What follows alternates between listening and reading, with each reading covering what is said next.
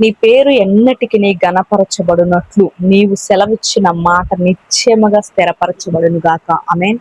మొదటి దినవృత్తాంతముల గ్రంథము 17వ అధ్యాయం 24వ వచనం. యథార్థమైన ప్రార్థనకి ఆయువు పట్టైన వాక్యం ఇది. చాలాసార్లు మనకి వాగ్దత్తత కాని వాటి కోసం ప్రార్థిస్తూ ఉంటాం.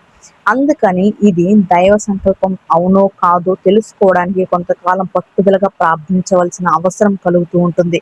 అయితే కొన్ని సమయాల్లో మాత్రం మనం అడుగుతున్నది దేవుని చిత్తానికి అనువైనదే అన్న దృఢ నిశ్చయం కలుగుతుంది. దావీదు జీవితంలో ఈ ప్రార్థన లాంటిదే.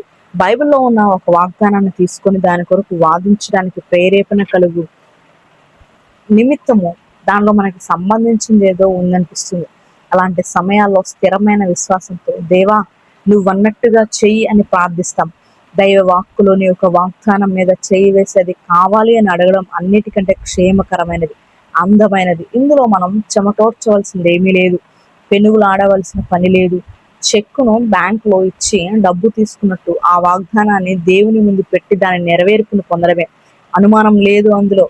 ప్రార్థన ఖచ్చితమైనదైతే చాలా ఆసక్తిదాయకంగా తయారవుతుంది.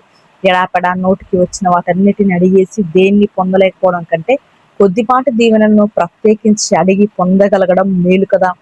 బైబిల్లో ఉన్న ప్రతి వాగ్దానము దేవుని చేతి వ్రాతే. నువ్వు అన్నట్టుగానే చెయ్యి అనే మాటను జోడించిన వాగ్దానం కోసం మనం అడగవచ్చు. తన సత్యంపై ఆధారపడ్డ జీవులను వాటి సృష్టికర్త ఎప్పుడూ మోసం చేయడు. అలాంటప్పుడు పరలోకపు తండ్రి తన కొడులు ఇచ్చిన మాటను మీరగలడా? నాలో ఆశలు రేకెత్తించిన నీ మాటను జ్ఞాపకం చేసుకో. ఇది ఫలితాలను ఇచ్చే ప్రార్థన. దీనిలో 2 అంశాలు ఉన్నాయి. ఇది నీ మాట, దీన్ని నిలబెట్టుకోలేవా? దీన్ని నిజం చేసే ఉద్దేశం లేకపోతే అసలు ఎందుకు అన్నావు? దీనిలో నేను ఆశ పెట్టుకున్నాను, నువ్వు నాలో కల్పించిన ఈ ఆశను వమ్ము చేస్తావా?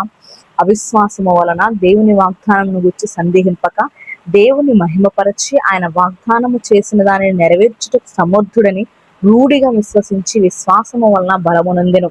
రోమపత్రిక 4వ అధ్యాయం 21వ వచనాల్లో ఉంటుంది. మాట తప్పని దేవుని మాటలే బైబిల్లోని వాగ్దానాలు అంత అమూల్యమైనవిగా, అపురూపమైనవిగా చేశాయి. మనుషులు చేసే వాగ్దానాలు ఒక్కోసారి పనికి రాకుండా పోతాయి. ఇలా మాట తప్పడం వల్ల ఎన్నో హృదయాలు నిరాశతో కుమిలిపోయినాయి. అయితే ప్రపంచం పుట్టినప్పటి నుంచి దేవుడు తనని నమ్మే వాళ్ళకి చేసిన వాగ్దానాలు ఒక్కటి కూడా తప్పిపోలేదు. దీన క్రైస్తవుడు వాగ్దానపు గుమ్మం దగ్గర చలిలో, శ్రమలో, చీకట్లో నిలబడి ఆ తలుపు గడియ తీయడానికి సందేహించడం అనేది ఎంత విచారకరం. అతను నిస్సంకోచంగా ఆ తలుపు నెట్టుకుని లోపలికి వచ్చి తండ్రి ఇంట్లో ఆశ్రయం పొందాలి. ప్రతి వాగ్దానానికి 3 స్తంభాలు ఆధారంగా ఉన్నాయి. దేవుని న్యాయం, ఆయన పరిశుద్ధత ఆయన్ని మాట తప్పనేకుండా చేస్తాయి. ఆయన కృప, వాత్సల్యం, వాగ్దానాలు ఆయన మర్చిపోకుండా చేస్తాయి. ఆమేన్.